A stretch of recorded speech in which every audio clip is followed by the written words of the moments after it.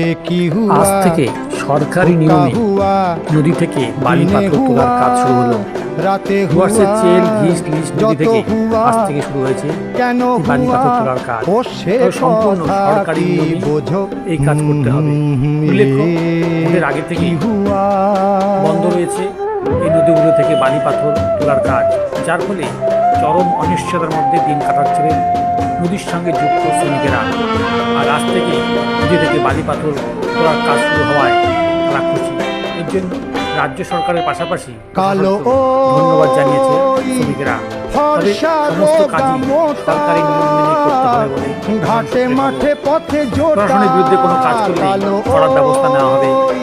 তাই আজ থেকে সেই কাজ শুরু হলো সরকারি নিয়ম মেনে। সংবাদদাতা TV7 বাংলা। জানি না কয় কি সে কথা কে ঘামায়।